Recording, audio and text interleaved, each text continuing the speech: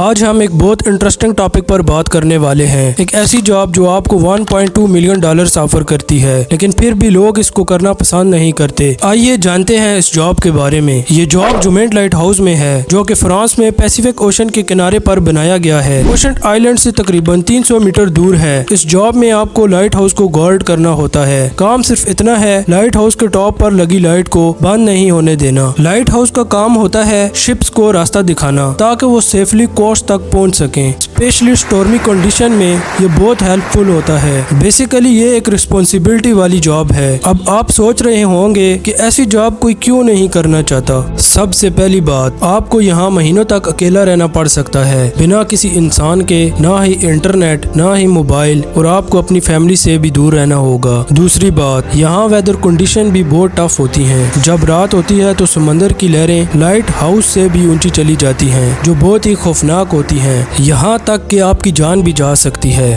اب آپ کے مائنڈ میں ایک کوشچن آ رہا ہوگا کہ یہ لائٹ کیوں بند نہیں ہونی چاہیے اور کیا ضرورت تھی اس لائٹ ہاؤس کو بنانے کی، وہ بھی ایسی جگہ پر۔ ایکچولی پرانے زمانے میں جب لمبے سفر کے لیے نہ ہی روڈ ہوتے تھے اور نہ ہی گاڑیاں، تو پانی کے راستے سے سفر کیا جاتا تھا۔ ایک کیپٹن تھی جس کا نام مارسیا تھا، جو خطرناک سفر کرنے کے لیے جانی جاتی تھی۔ ایک لمبے سفر کے دوران ان کے ساتھ ایک ایکسیڈنٹ ہوتا ہے۔ اس زمانے میں لکڑیوں کی شپس ہوا کرتی تھی۔ کیپٹن ایک اندھیری راستے سے گزر رہی تھی تو اچانک اس کی شپ کے نیچے بڑے بڑے راکس آ گئے، جس کی وجہ سے شپ میں سوراخ ہو گئے اور دیکھتے ہی دیکھتے اس کی شپ الٹ گئی اور کافی نقصان اٹھانا پڑا۔ اس ایکسیڈنٹ کے بعد کیپٹن نے سوچا کہ کوئی نہ کوئی سلوشن ہونا چاہیے ایسی پرابلمز کا۔ اوشن ویسے بھی بہت بڑے ہوتے ہیں، جیسے کہ پیسیفک اوشن۔ اگر کوئی انسان غلطی سے بھی پیسیفک اوشن میں کھو جائے تو واپسی کا کوئی راستہ نہیں۔ جب پرانے زمانے میں سیلرز سفر کرتے تھے تو ان کو پتہ بھی نہیں ہوتا تھا کہ ان کی اگلی زمین کتنی دور ہے۔ نہ کوئی جی پی ایس تھا،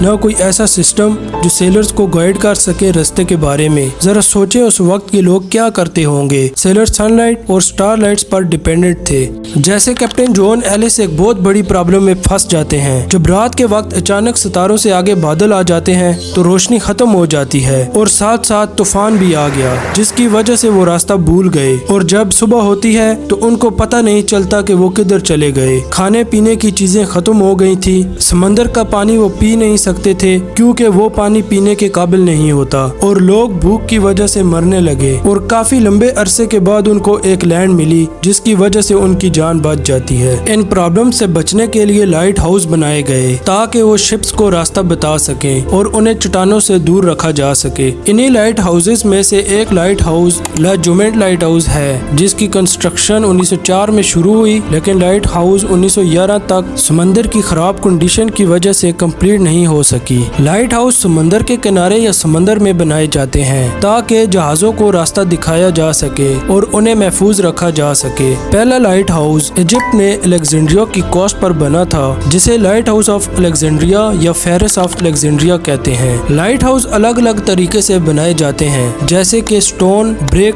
کنکریٹ یا سٹیل کے۔ ان کا ڈیزائن اس طرح سے ہوتا ہے کہ یہ سمندری طوفان کا سامنا کر سکیں۔ ہر لائٹ ہاؤس کا اپنا یونیک فلش پیٹرن ہوتا ہے جسے سیلرز آئیڈینٹیفائی کرتے ہیں۔ یہ تھی کہانی ایک ایسی جاب کی جو 1.2 ملین ڈالرز آفر کرتی ہے، لیکن پھر بھی لوگ اس کو کرنا نہیں چاہتے۔ کبھی کبھی ہائی سیلری بھی اکیلا پن اور ڈینجرس کنڈیشن کو کمپنسیٹ نہیں کر سکتی۔ آپ کا کیا خیال ہے اس جاب کے بارے میں؟ کمنٹ کر کے ضرور بتائیں۔ اوکے، ملتے ہیں اپنی اگلی ویڈیو میں۔ اللہ حافظ۔